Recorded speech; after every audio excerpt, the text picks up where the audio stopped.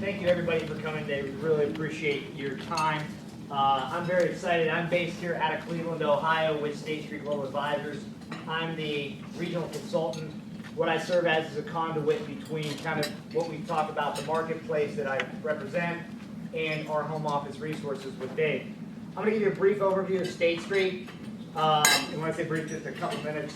State Street Global Advisors, or State Street Corporation, custodies $28 trillion. We custody 15% of the world's wealth.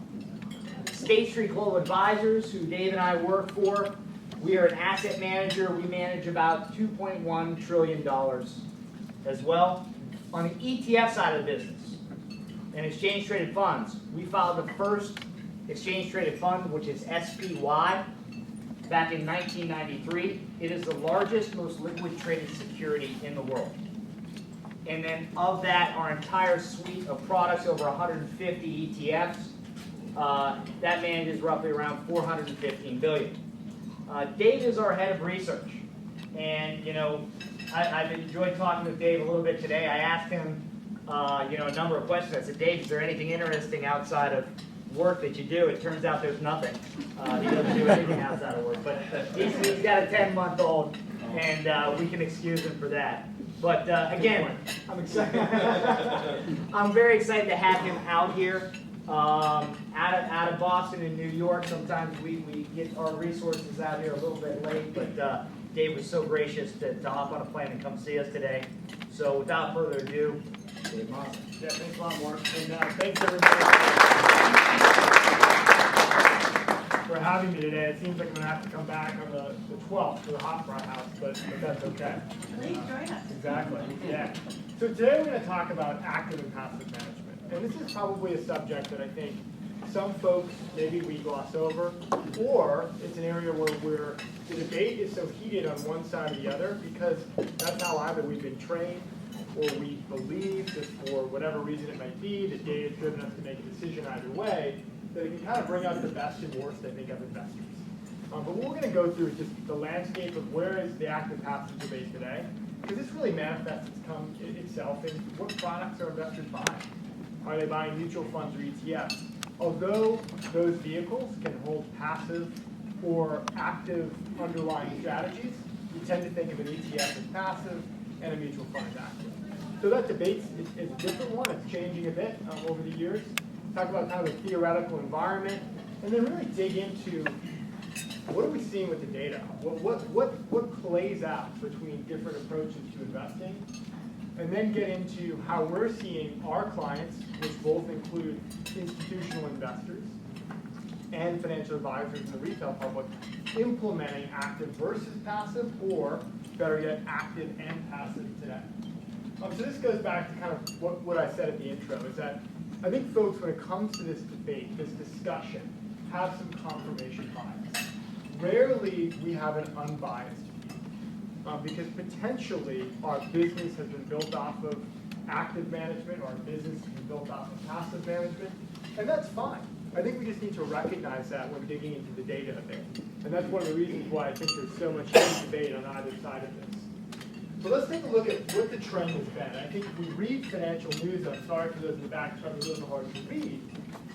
We know the trend has been moving toward more passive instruments, less of an active approach. And again, let's set aside whether or not that's good or bad for the capital markets right now. We can get into that. But this is looking at Morningstar data, the entire universe, mutual funds and ETFs in the United States.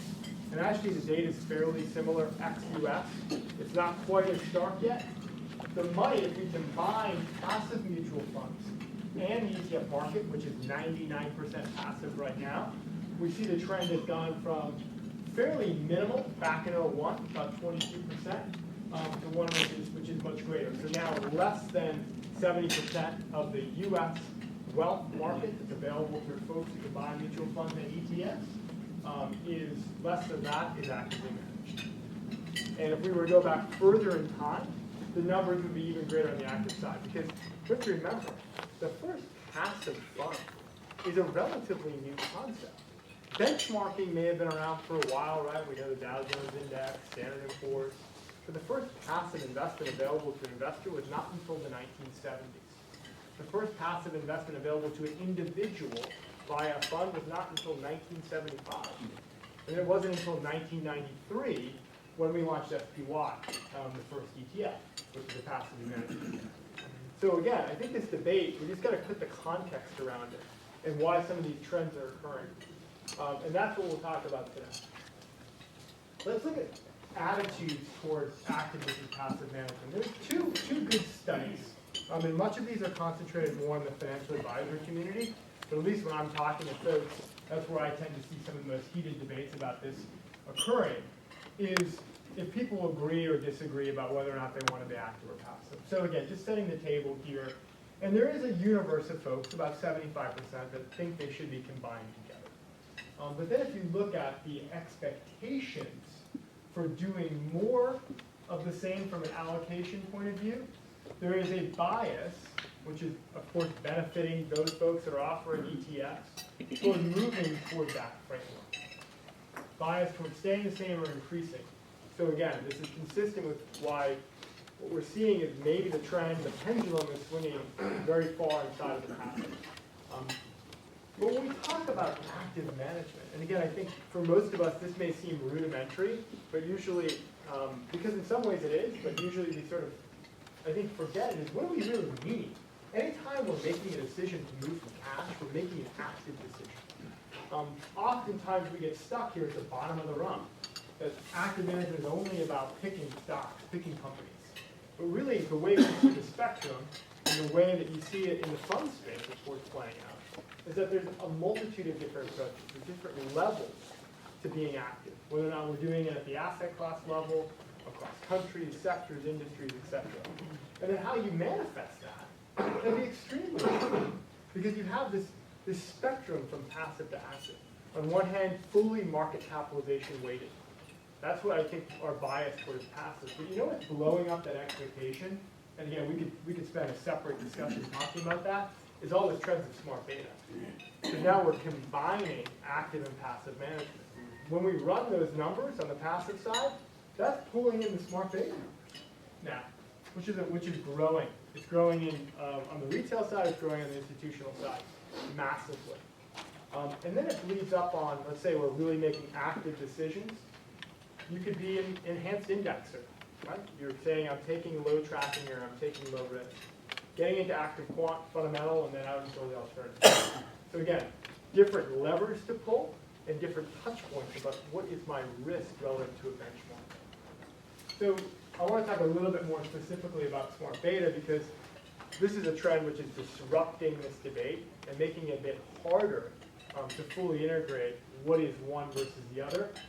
Really the way we see it is smart beta is effectively just taking techniques that active managers have used for years, academics have written about, practitioners have written about. These are things like value and size and momentum and things everybody knows, and doing them in a way that's a rules-based systematic approach. So again, a debate can be had about whether or not that's a reasonable way to construct a portfolio, but the technique and method of doing it is not in and of itself that controversial. So let's get into it though, because I think that's enough of the table set. There are theories and arguments for being active versus passive. I don't want to spend too much time digging into all of them. So I think most people, particularly in this room, either accept these and have made a decision to be on one side or another, or are happy to debate whether or not they are actually true or not. So there are folks who are really pushing the side of passive, would be saying, I should be benchmarked because investors are rational. The efficient market hypothesis, of course, is really what got all of this started. The performance of active management, particularly in today's market environment, and we can talk about that, has been a bit disappointing, but I think that's been a driver of growth. The data that we're looking for exists as well. But if we take a step back, I think an argument which is reasonable is about transaction costs and fees and things of that nature, which is a real hard constraint for investors in a low return environment. Any ability that we can actually reduce fees potentially allows us to have the performance stream that we're looking to capture. I think the debates though on the active side are interesting, because one of the debates here is worth highlighting. Because a lot of the data I'm going to show is leveraging third-party results. much of what they're doing is looking at the average fund. And so some would say, well, that's very misleading because I never pick the average fund. I always pick the best fund, right? And let's hope that's the case. But I've gotten into some serious arguments about people on that one. But it's an interesting one to have in the back of our mind. The question about efficiency, though, is really probably what is worth getting into. Because I think what we view as efficient or inefficient is changing a bit. So let's dig into this. Here I'm looking at two different studies. This is in slide 11 for those who haven't printed out. There's a really well-known study called the SPIVA study from Standard & Poor's. Most folks have probably seen this. They've been doing it for over a decade. And then Morningstar last year released their own study. The universe they used was a bit different. The number of funds they used was a bit different. We could go into that. They didn't look as in many discrete asset classes, but they found some very different results. And I'm doing apples to apples here. I'm doing asset weighted, equal weighted on this particular page. So here we're looking at the equal weighted. But these are pretty stark. Any idea why that would be the case? Anyone familiar with these particular different reports? So here's the reason why. And let's look at EM. The SPIVA study puts everyone relative to an S&P benchmark. How many active managers do you know out there, or folks in the room that are doing this, benchmark to S&P emerging markets? Most people use MSCI, right? So your universe is going to be different because of a one pretty big country, Korea. So that's a big difference there. The other thing which is really interesting that Morningstar did is they actually looked not at the index itself, but they compared the data to a comparable passive product. So here we're really going a choice investor can make for implementation. And in this case, we're seeing very different results. It's showing that actually in emerging markets, there is still a significant number of funds that are underperforming their benchmark on average, but it's not 92%. It's closer to 63% over this 10-year period. And that is the average. Something which is really interesting, though, would be mid-cap value.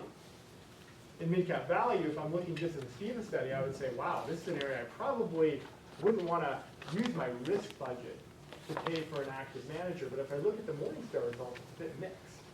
55% of managers have outperformed on average over this time period.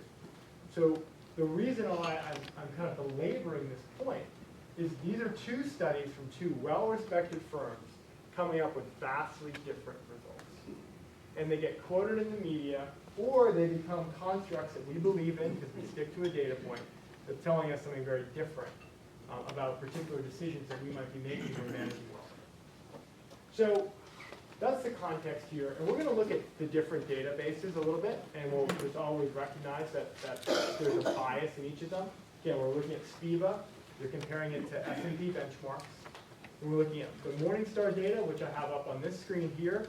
They're going to be comparing it to the active universe, this again on average, relative to a comparable ETF. So in the case of US large cap blend, they're going to compare that to SPY. They're saying that's a passive option that I can take. But even so, this is interesting. Because in this case, if I look over the 10-year period in US large blend, it is an area I think that probably most people would say is, compared to the others, more efficient. The average manager, the benchmark itself, has outperformed 78% of the time over this 10-year period. So again, if I was picking the average fund out of a hat, I would be better off, according to this data, choosing passive in this case. In other areas, it's very mixed. We already talked about mid-cap value. In the small cap space, it's actually different, though, on the growth and value side. And I think this goes back to the universes we're talking about.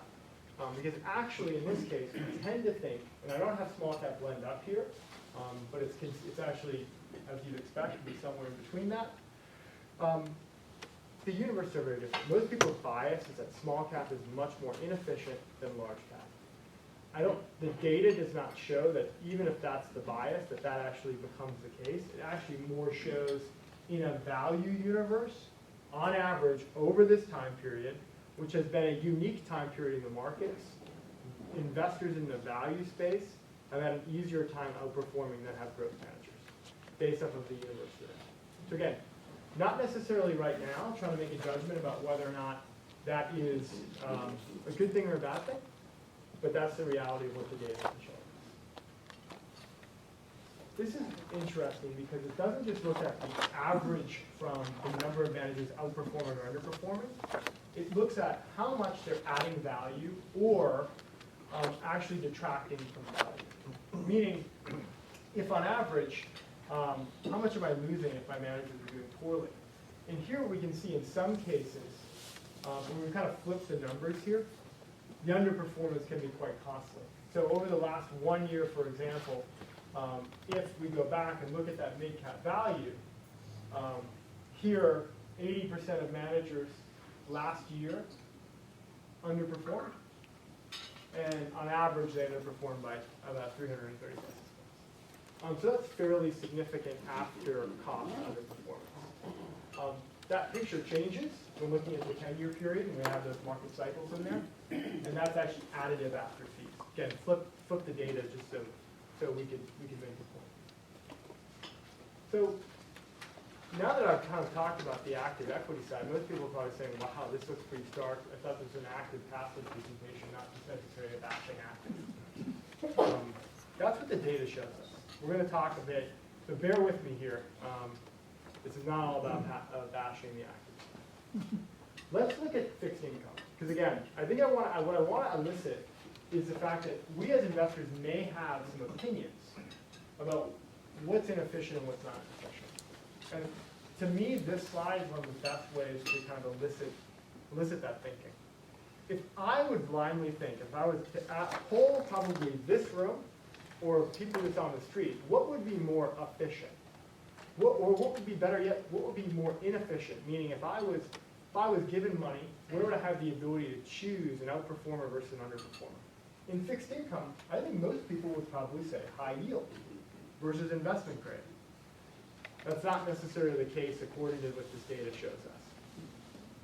Actually, the average high yield manager over this 10-year period has underperformed vastly compared to IG.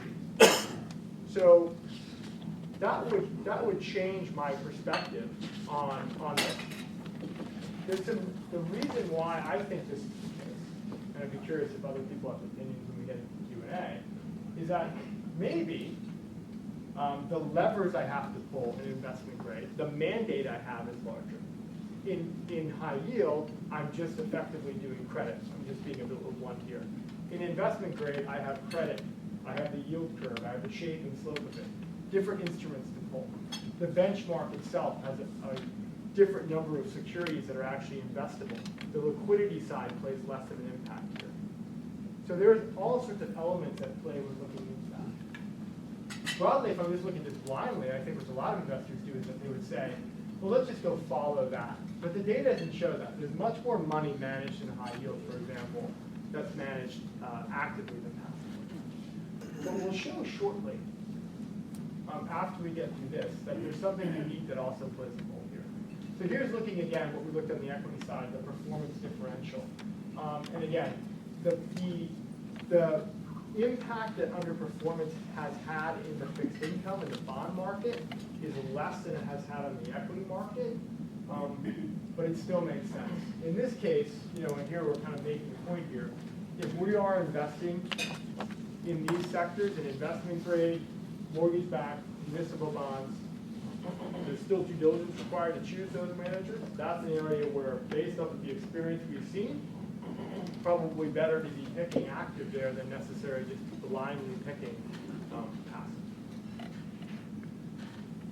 The other thing that plays a role with all this is, just as I said, we have to remember our data sources. Are we looking at index to index? Are we looking at fund to an index? Are we really doing the apples to apples? Is asset-weighted returns versus equal-weighted returns. Much of the data that I just previously showed were using equal-weighted returns. What this actually shows us, though, is that investors gravitate toward better performing funds, right? Who's going to buy a one-star fund, or they can buy a five-star fund? Seems pretty simple.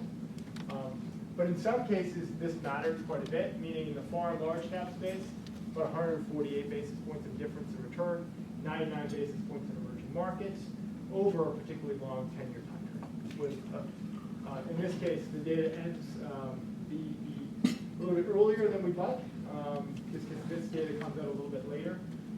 But it's interesting and notable to take a look at in this case. What's almost most important than all of this is the persistence of performance, right? Because past performance is not indicative of future results. How many fact sheets is that on, right? Every one of them. So what maybe matters, as opposed to saying, who cares what happened last year? Who cares what happened 3 years ago, 5 years ago, 10 years ago? Is there any evidence of persistence in certain areas? And there's been actually some interesting work done, both by an institutional consultant, Siegel, Rogers, Casey, and again by the folks at S&P, who did the speed study. And they find some things that's different than what the study shows when it comes to persistence. Meaning, if I today pick a manager who's in the top quartile, what are the chances that that manager would be in the top quartile in the next year, in the next 3 years, the next 5 years, 10 years? So they took their database and they kind of ran it through that. The folks at the institutional side, in their database, found that EM was the only manager, the only universe, where managers show performance persistence over the period that they studied. So meaning, if I pick a good EM manager, I'm confident in their ability to select securities, whatever their technique is, they will likely remain in whatever quartile they're in. Within the fixed income side, they find that persistence exists in a lot of different places. The core, plus, high yield. So meaning, and when you dig into the data, which I don't show here in their research report, their results actually are similar to what I showed. The average high yield manager actually does a poor job. But those that do a good job, those that have shown outperformance, consistently show outperformance. So we need to be looking, in this case, when investing in that universe, at actually, the way I would look at it is, what are the rolling returns, right? Not necessarily what is the 1, 3, and 5 year. How have those returns been in a multitude of different cycles? But what I think is most interesting about this is when they look at small cap, they find it's better to buy the worst performing managers than the best performing managers. But that takes a lot of gumption, right? If you're going to go out and tell your client, or you personally, I'm going to go buy this, I'm going to go buy a one-star manager because over the next 10 years they're going to be in the top quartile. It's about competition, right? There's a lot more managers who show up in that bucket. There's always a small cap manager blowing up. There's always a small cap manager doing well. So this is an area where if you're going to be active, if you're going to be looking at whether or not you're doing it on the institutional side or in a fund space, this is a unique data point, but it's one that really makes the due diligence side, I think, that much more important. The results from S&P are broadly similar to this. Again, I think their data is a little biased because they're comparing indices in cases which may not always be apples to apples, and they found some fairly weak persistence, particularly in the large and mid-cap space. Their data showed that actually only 1% of managers remain in the top quartile over subsequent rolling 5-year time periods. So a pretty bleak case if I'm using my risk budget to be trying to choose between top quartile managers in this case. So we looked a lot at getting into, most of the managers in this space are doing individual security selection. And maybe in some cases I've confirmed biases that people have, meaning active management stinks, or I've confirmed biases that in certain cases active management actually is beneficial and additive to performance. We wanted to take a look at things in a little bit of a different setting.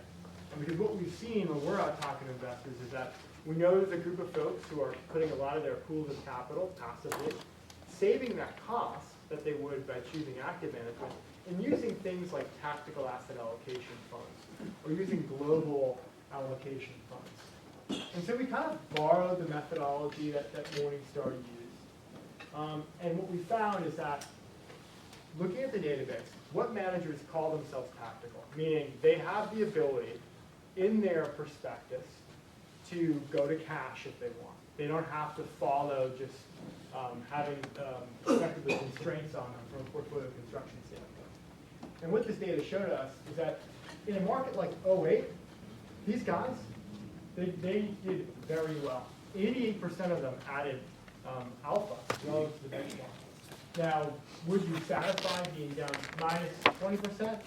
Maybe, because you would have been down 37% in the index of the benchmark. But they've told you that they have the ability to go to cash. But if I look over the rolling time periods, the 1, the 3, the 5, in this most recent market environment, their performance of this group, which is a small group based on the number of managers, has had fairly lackluster returns. And maybe that's okay, right? Maybe I own this manager only to help me in an '08 type period. But what it effectively tells me, what I will show here, the money that flowed into folks like this was unbelievable in the '09, 2010, 2011 period, as people chased kind of the return that they experienced in this particular case. So all this kind of confirms to me is that in some cases, unfortunately, the retail public can chase performance, but know what you own it. What is the purpose of this particular investment in the portfolio? Another way to look at it is global allocation managers. Here, full disclosure, we construct our own index. We just said, what if we did the 60-40 MSCI ACWI and Barclays US Ag, and then compare that to Morningstar's world allocation categories. So these are a group of, at this point, a few hundred managers that run global al type strategies. Some of these are well known, and many of them kind of can either play a core part in the portfolio, or folks effectively outsource some of their management to a strategy. And in this case, actually results were pretty mixed. What we found is even in the '08 time period, where a lot of folks really thought a strategy of this nature would make sense, on average, they actually did poorly. They didn't add the excess returns, unlike the tactical asset allocation folks. And again, not every one of them is benchmarked to that 60-40, but again, it's just showing, in this case, if investors are gravitating toward funds of this nature to help steer the ship, what we find is that maybe you'd be better off steering the ship, which is the 60-40, if that's the reason you own that. So now that I've bashed active again and again, let's look at the case for active to make it a little bit fairer here. So as I said at the outset, there are good reasons for this. There are cases in asset classes where active management makes a lot of sense. I think more interestingly enough, as an ETF provider, what we find when constructing new ETFs, there are actually certain asset classes that aren't as well suited to be invested in passively. An example of that based off of what our experience is a case like senior loans, where when we looked at that universe, the benchmarks there, for example, aren't necessarily reflective of the experience an investor could have in the asset class. One, they're newer, they're not as well known. You're not saying, let's take the largest 500 companies and equities. They're usually constructed saying the largest loans or the most liquid loans. That's not really the experience an investor in that case may want. So just an example. There are, of course, behavioral reasons. And then there's selection that managers can actually do. There's managers out there that truly have skill that's worth paying for. The last point, though, I think I want to touch on, which is some studies that we did on the index fund side. So here what we did is we looked at the number of ETFs in the large blend universe. We know in the ETF space, there's a significant, of course, amount of money in the largest funds from well-known providers, which is great. It's great for us. But when we're doing due diligence, it can be just as complicated. There's 57 funds in the large blend universe. The average return in 2015 was minus 8%. The maximum was 7 positive. The minimum was minus 11. If I look at this, if we just plot this between the number of funds and the return, you can see some clustering, right? The S&P 500 funds are probably close to each other. The Russell 1000 funds are close to each other. But if I'm just looking at this universe saying, give me a passive option, you still got some work to do. So actually, while choice is a positive thing for investors, it's not necessarily just as cut and dry of saying active versus passive, choosing one or the other. Because investors still need to be empowered to be able to make those particular decisions. So just a unique data point that as the industry, the index industry has grown, as the number of indices has grown, as smart beta indices take derivations of an index, again, leveraging techniques that active managers have used for a long time, the experience as an investor can be vastly different because of that. So when we think about it, the majority of funds that we manage, that $2.1 trillion, which is a terrific and kind of an insane number in a lot of ways, is passively managed. That's our heritage. Our heritage is a quantitative investor, a passive manager. But we have strategies, and we have philosophies in-house that leverage active and passive together. And particularly on the quantitative side, when we combine those together, this is a bit of our framework for how we think about it. So first, we're choosing the level of active management in a portfolio. If a client, an institution, is giving us full discretion for their pension plan or something of that nature, how much comfort are they, as a client, willing to take? Can we go full on choosing active managers for them? Are they more comfortable with us using our quantitative techniques to simply make country decisions and use passive underlines? The other element, which we'll talk a bit about, is on the fee side. Fees, when choosing between active managers, are probably one of the most important things in the due diligence process, according to studies. And then market conditions, which is when we're choosing within portfolios of where do we want to be more active or more passive, depending upon the market environment. On the fee side, this is actually from a well-known active manager, American Funds. And some of this is a bit of talking their own books because they tend to actually have some fairly low-cost funds, but that's fine. We know that bias. What their study found is that on average, the lowest expense ratio funds and funds that have the highest ownership by portfolio managers outpace the S&P 500 by pretty significant numbers. Same thing on the international side. This is consistent with the study that Morningstar did, is again, when you reduce your bogey to outperformance, when you reduce the hurdle that you have to have from a cost perspective, you tend to see stronger returns. So just an interesting tidbit to kind of have in the background when you're thinking about, again, that's not necessarily active versus passive, it's within that framework, how are we allocating our particular capital. So here's a little bit more data behind what Morningstar found. It's pretty stark, is the underperformance of passive changes significantly from that data that I was showing before, when I break it out by the lowest cost versus the highest cost. So meaning, the lowest cost managers on average over this 10-year period, in some cases, tended to actually have the ability to outperform pretty consistently. Not the case in U.S. large blend. That's probably a place where we're going to have to give it up and say passive, depending on how you cut it, tends to do well. But as we dig in, large value, huge difference. Mid-value, huge difference. Growth, small cap, massive differences when looking at the cost side. So again, maybe not the only lever we should look at when doing due diligence, but it's an important one. I think that changes the perspective from what we were just looking at a few minutes ago. And then I put a slide in here about active share. There was a good FHA article recently from the folks at AQR about active share, where they, in their opinion, reconstructed the study that was done a few years ago, back in 2009 and 2013 by the academics there. And they basically say they found the exact opposite result, or they're interpreting the results very differently. This is getting a significant amount of attention in Europe, as there are actually some potential regulations coming on board that managers who claim to be active have to have a certain portion of active share. It has to be above 65, 70. So we think there's some flaws with it, but there's some helpfulness there. So the AQR guys actually found that active share should be looked at just like active risk that you're willing to give a manager. It's not necessarily indicative, the more risk you take is not necessarily indicative of your ability to have greater performance. What they're really saying though, in the way what we would agree with, is that you have to remember how they're constructed.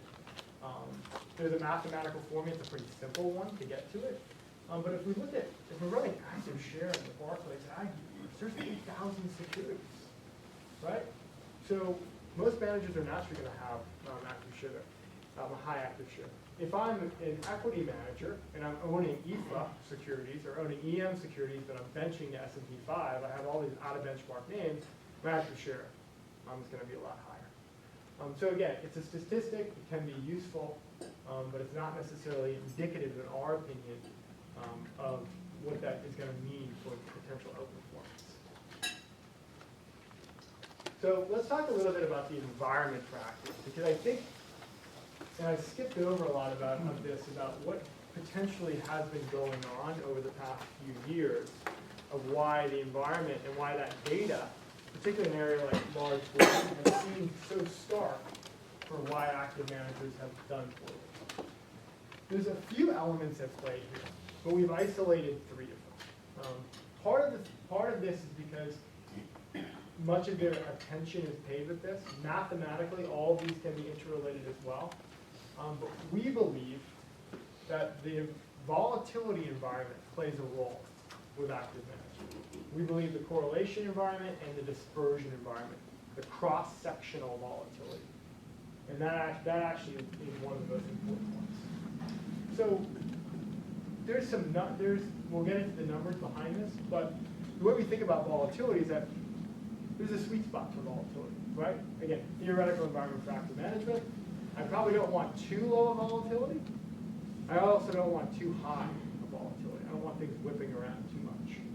From there, obviously a lower correlation is preferred, right? Greater differentiation.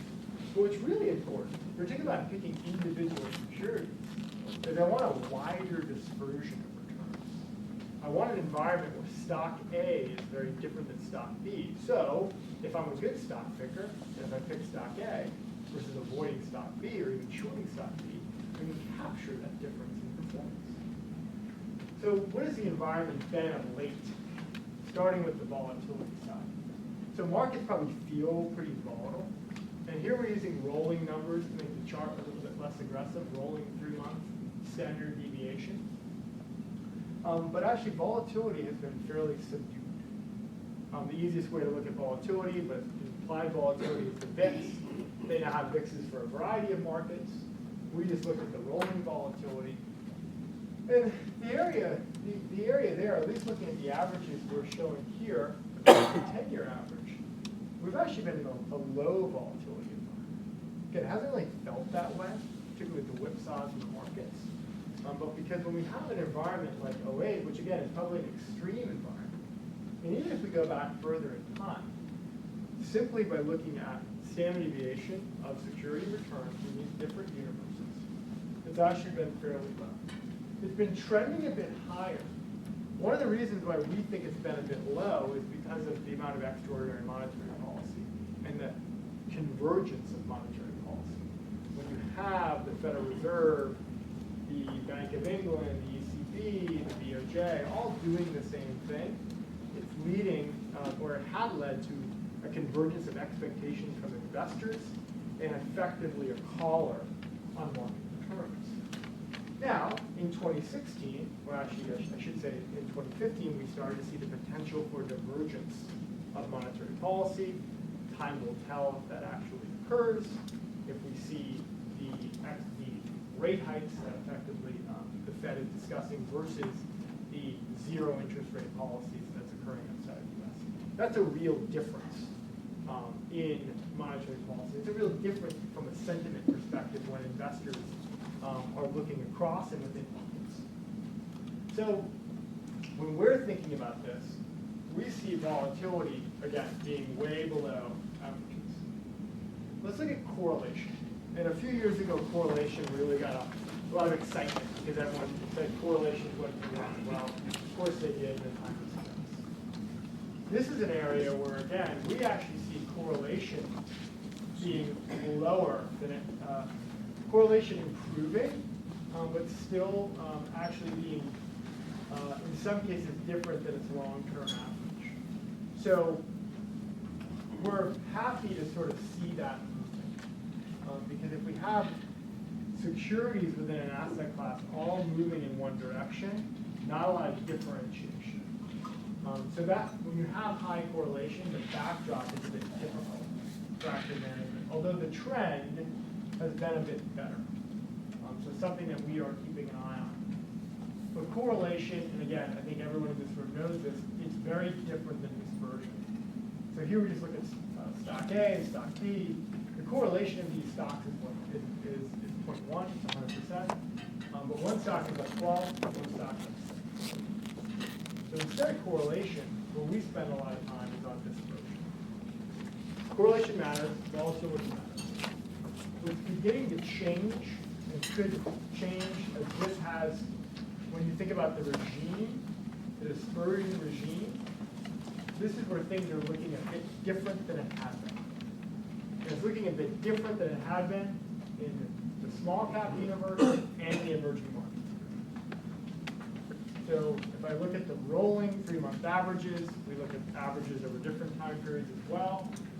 This tells me the dispersion of U.S. large cap equities is still below its 10-year average. In EFA, it's still below, but it's beginning to change in EM and the Russell 2000. So again, when we're thinking about allocating capital, and we're making a choice between do I go passive, do I go active in this area, in this case, we're still saying, I don't know if I want to be looking for an active manager here, maybe not worth my time, maybe not worth my time. Let's look at EM and Russell 2000. Because the environment from a macroeconomic perspective is, in our opinion, beginning to slow change. And using this framework, that implies that the potential last 10-year returns that we saw for performance in small cap may not necessarily be the 10-year performance we will expect to see, meaning 80% of managers in small cap doing as poorly as they have. So to kind of wrap it up, in this case, S&P 500 negative, EFA is still negative, but beginning to be mixed for EM and Russell 2000. Again, this is an average environment. There's always going to be managers out there that may be doing well, maybe doing poorly. So that's our theoretical kind of underpinnings for this. So how are we actually seeing this in practice? When we're out talking to investors, working with our institutions that we work with, we're talking to financial advisors, the considerations that need to be made are how are we combining the two together? What is the fee sensitivity? Do I really need to keep those costs low at all costs? Are there tax considerations? Meaning, in most cases, a passive investment is going to be much more tax efficient, particularly in ETF, than would be an actively managed fund. What's my confidence in active management? And the way we gauge confidence is what I just walked through. Kind of what's that quantitative theory behind this? And then, is there implementation of tax allocations? Meaning, if I'm going to be whipping in and out of an investment, and maybe I shouldn't be doing that, but if that's my strategy, maybe I want to use a passive approach because that's just going to match my benchmark. I'm not going to have any tracking right there. So all of those come into play. So what I'm going to show you here, there's 5 different approaches. These are actual, without showing any numbers or any data, these are client portfolios that we actually see this being done in. So we have clients that in some cases they just split the ticket in all of them. I guess that's kind of the wimpy approach. Not wanting to make a decision either way, but it could be a good approach. Maybe it actually adds some excess returns. In other cases, people use that data that I belabored, that I walked through, and saying, I'm going to be passive in the blend, and then in areas, particularly on the value side, I'm going to be active there. Because even if I'm picking not the best manager, on average, they tend to do pretty well. So this is kind of your core plus on the equity side. This is a growing trend we're seeing among our private bank clients. So we have large private bank clients that are actually moving the majority of their investments passively at their core. They're harvesting their cost savings and paying up for alternatives, whether or not that's long-short equities, managed futures, other kind of liquid alts, liquid securities, you have real estate, etc. That's core of their portfolio that their clients seeing. Super extreme low-cost ETFs, pairing that with more esoteric type options. Again, one approach might not fit everybody, but it's interesting. I think it's interesting because maybe the cost is overall lower, but you're really doing it because you're thinking, is it worth my time to try to find a manager in some of these spaces? And is it worth even that little bit of excess return when I know I want diversification and differentiation, and that's where I want my drivers of alpha to be. Again, kind of an interesting way to blend it. Here's a client, it's a New York-based RIA. They actually use active management. They use multi-asset class active management at their core, combine a few different approaches there. And then what they do is they build passive allocations around that to meet the particular need of that kind of type of client. So they actually are big believers in active, and their believers in active is taking the handcuffs off, giving managers full discretion in their areas. So these will be your high active share, high tracking, or high risk type strategies. But knowing they can do that across different asset classes. And then they kind of build around it. If this is a particular client that needs more fixed income exposure, or is a particular client that needs more risk exposure. Again, this is probably one where we see the least, but it's worth calling out because I think it's pretty funny. And then this is implementation 4. The way we really view it is that there are areas, there are market environments that make more sense for active than passive. I think we spend too much time just looking at the historical data. Let's look at the environment we're in for volatility, for dispersion. In fixed income, let's look at the liquidity environment. Can I actually put that trade on, even if I find something? The liquidity environment in fixed income is changing quite a bit, or has changed quite a bit, I should say. But the other thing which plays a role here is let's just take a step back and think about the future. Does rising interest rates make investing in bonds passively or actively more attractive? Does valuations in the equity market actually make it better for an active manager or worse?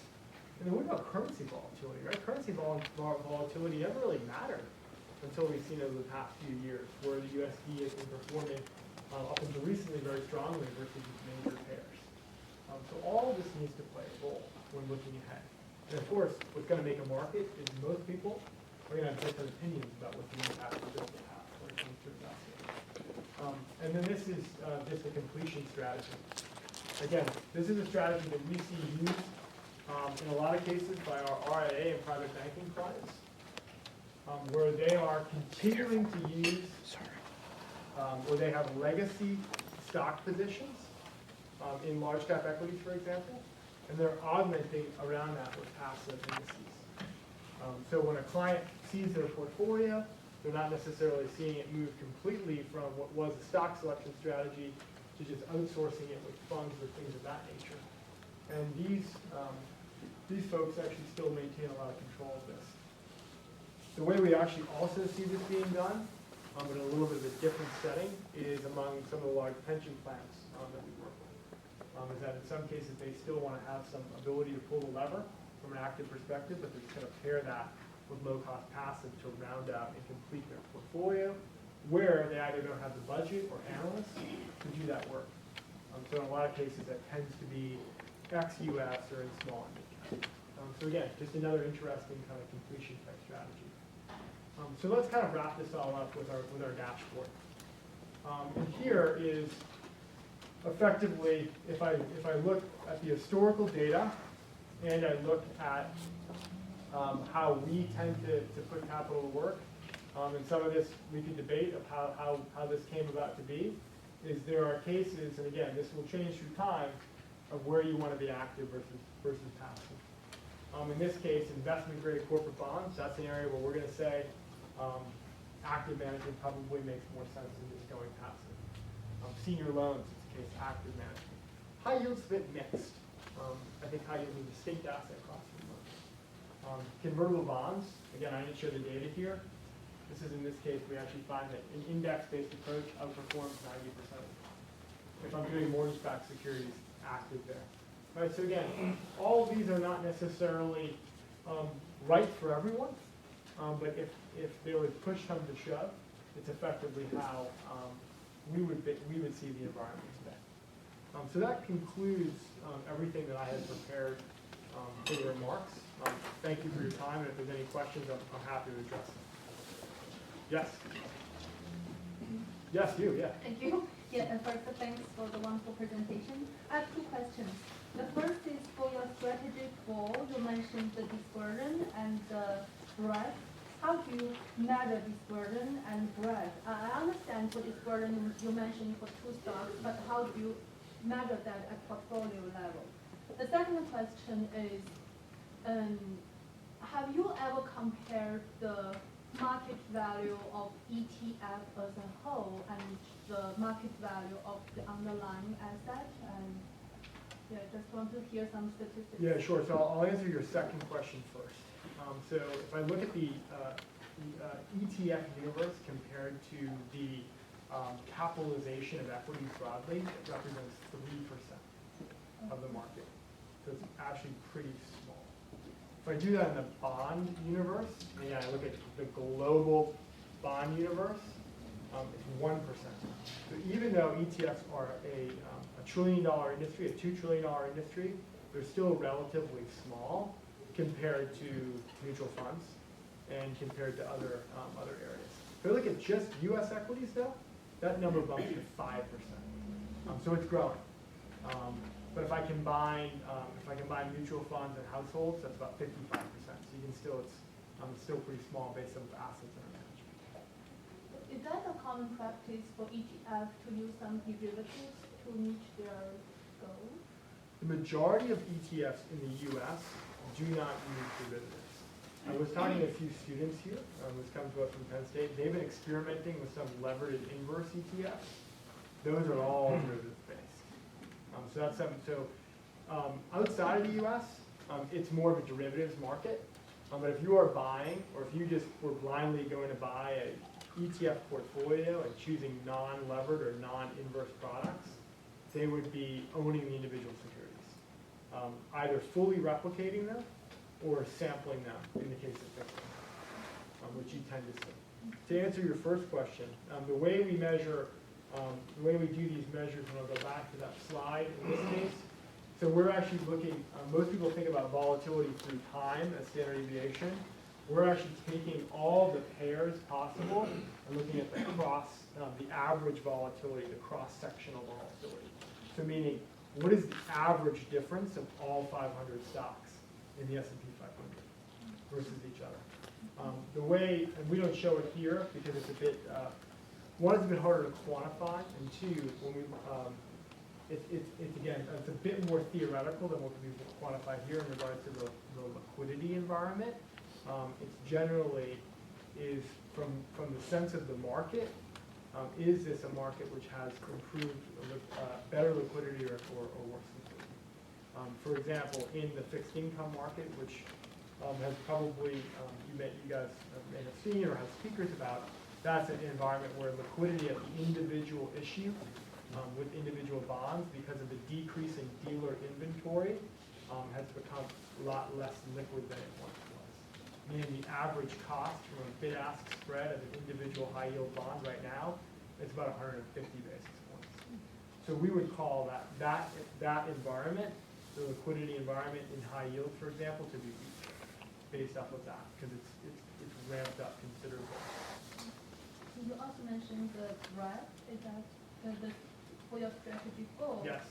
Is that what you're talking about? Breadth is probably the simplest one to measure because that's just the number of securities in the universe. Oh, thank you. So that's kind of your N, your N if you go back to the fundamental law of active management. Am I able to take more bets or less bets? Now, in some cases, breadth could be, there might be a threshold where maybe there's too much breadth. For example, if I look at the S&P Municipal Bond Index, the number of securities in that are 28,000. So maybe that's really good because now if I was an active high yield muni manager, I have 28,000 picks. But I bet I could never even find 75% of that in the market. So you can't necessarily just look at that. You're welcome. Yes. So what do you, when you guys project out 2020, what do you project asset management? So when we think about the ETF industry, it was growing at a compound annual growth rate of 25%. We actually think the compound annual growth rate of the ETF industry is maturing, and in the next 5 years it will grow at about 15%. So still pretty remarkable, but not necessarily the 25% it was. So if I think what I didn't mention, I should have, when I'm looking at that, when we were showing the passive mutual fund universe, most of that is not individual investors. That's all coming from the retirement space. The biggest buyer of passively managed mutual funds right now are DC plans, because most of them are very concerned about, some of them are outsourcing that, but if you're doing it in-house, they're very concerned about picking the wrong active manager on their platform, and effectively getting sued. So they're just saying, I'm going to put up 10 passive options, and I'm not going to necessarily worry about the due diligence anymore. How worried are you about the derivative ETFs, like the ones that are $10,000 and $50? So we don't offer or manage. State Street's a pretty conservative bank. We're a custodial bank founded in 1792. John Hancock signed our charter. We've never offered, or likely, I don't want to be the person to say that, have offered a derivatives-based type ETF. Derivatives themselves are not a bad thing. It's the use of them in an inverse or levered way. All the research that we've ever done have found that ETFs, and sometimes the media gets this wrong, have had very minimal impact in a detrimental way on equity prices. The only area that you see that not being the case is with the use of derivatives when it comes to levered products, because they have to hedge every day, and particularly the gamma hedging that they have to do causes them to be trading significant amounts of capital in a very short time period at the end of the day. So actually, that's the only area. We've avoided it as a business because we think they could be the fine products for people who understand them. If you're buying a 300% levered product intraday, that's okay, because it's made to be 300% levered intraday. If you're going to own that over any time period, you're having a degradation of return. So that's why we've avoided it, because when you launch an ETF, you can't control who buys it. ET is exchange traded. And with a fund, it usually has to be bought either on a platform or through a brokerage, or whatever it might be. With an ETF, if you have a Scott Trade account, a grandma can buy it, and we just have not been comfortable with that. Yes? Quick question on this chart and then the following chart. In terms of that dispersion, what type of persistency do you guys look at before you essentially turn the knob and go from negative to mixed or mixed to positive? I know that in that far left column, you're looking at 3-month dispersions, but are you looking like this has to persist for 3 months of improvement going from red to green on the far right column, or is it just So, science? great question. So in practice, we don't actually use the 3 months. The reason I show that is to show a little bit of a smoother return path for people in the room.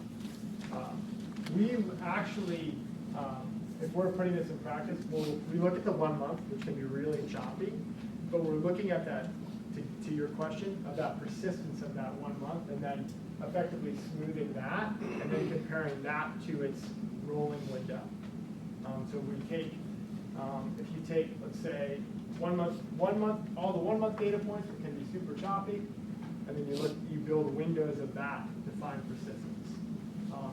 It's very, in this case, it's becoming much more positive in Russell 2, and it's actually becoming to be a little bit better in large cap as well. So that's kind of an interesting element to think about.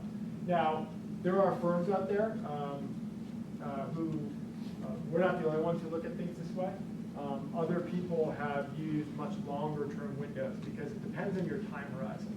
So let's say if I needed to choose between how often am I trading, right? If I only want to own one instrument for large cap, I probably want to make sure that there's much longer persistence.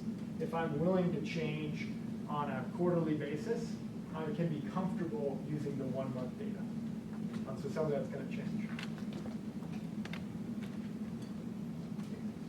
Yes? When thinking about active management, obviously there's any broad spectrum of approaches that individual managers can take. What I've seen is within asset classes, you generally have some consistent strategy biases in the portfolios, and I'll list a couple examples, namely tactical allocation that has some fixed income income Yep. allocation, high yield that tends to skew higher in quality, large cap managers that roll down the market cap, and fixed income that tend to overweight spread products. So I'm curious how State Street factors those natural biases into their analysis and how that impacts the active versus passive decision. Well, I think you raised a really good point here that makes an impact from everything from the due diligence process to choosing a manager to does a particular asset class have a bias in and of itself. So from that perspective, when it comes to this environment, that's just, again, the theory between do I want to be active or passive. When it comes to choosing a manager to use, we're going to be digging into, to your question, much more specifically about what type of return streaming relative to their index or their universe will they offer. Because if I can, in some of these cases, maybe if I want to be active, I'm comfortable with a manager that has a deep value type strategy, for example. And there could be periods where they are underperforming persistently for quarters or even years, but in the long run they pay off. But I've paired that with something else that does it in the opposite. We were looking, and part of my team's work is for clients who are willing to share with us their portfolios, we will put them through our institutional risk management type system that will identify stress tests and factor analysis. And we recently looked at a portfolio that had 40 managers. And this is a client who is fairly sophisticated, trying to do, I think, the right thing, but they completely over-diversified. And when those 40 managers all ran through the system, all you got was index. There's a little bit of quality bias coming from your point on the fixed income side, and a little bit of size, but there was nothing really there. So again, doesn't mean that that's, I'm not trying to bash that particular investor, that particular portfolio that we saw, but you raise a really good question. There's not necessarily a simple answer to that. When we look at the data, we want to look to see why that's the case. Is there an asset class of why you might be underperforming? And I think high yield's a good one, because compared to that benchmark, most of those folks aren't going to have as much of those kind of junkier names. What actually has done well, until very recently, all the junkier triple C's in high yield. So by not owning that, what I'm not showing here is volatility of performance, right? It's just total return. So any other questions? What do you take on the valuations of the S&P 500? I'm reading different things that are saying overvalued. Now there's different stuff coming out recently saying, well, maybe not. Any take on? We were talking about that before. Our chief investment strategist just wrote a pretty nice paper on that. It's called, his column is called Uncommon Sense. For anyone who wants kind of our most up-to-date information, we have a blog. I don't know if anybody has a blog these days, but it's a Spiders blog. And he just wrote a piece on that. And what the conversations we've been having is that depending upon what valuation metric you look at, you're getting very different results right now. And that's what's leading to, I think, confusion from the market. In our take, if we look at the aggregate of that, I wouldn't necessarily say we're bearish. We're also not cautiously optimistic. Our total return expectation for U.S. equities this year is 1.6%. For small cap, it's 1.9%. Our 30-year forecast is 6.6%. So you can see the difference. Much of that, we believe, is that we are no longer going to see people willing to expand the multiple for smaller and smaller earnings. And that's why we've ratcheted down our return expectations. And we've taken a much more defensive hue, particularly in the U.S. equity market. Yes? More of a marketing question, but why is SPY the largest index versus the competitors?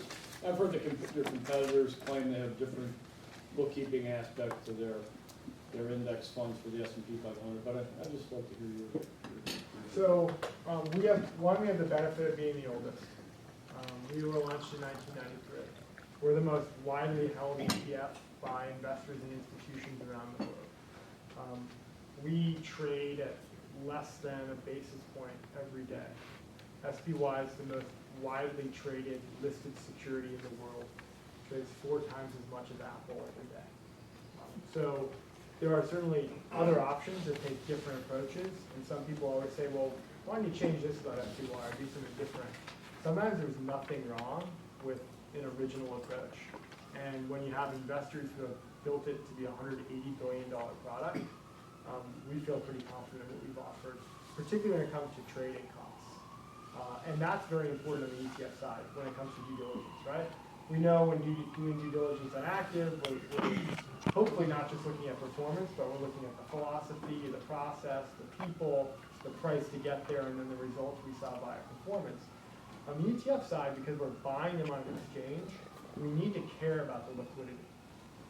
We need to care about the bid-ask spread. And these are getting a little bit more in the weeds, but the bid-ask spread of SPY is the lowest bid-ask spread of any ETF in the market, likely the lowest bid-ask spread of any listed equity in the world. And so that's why people continue to fly.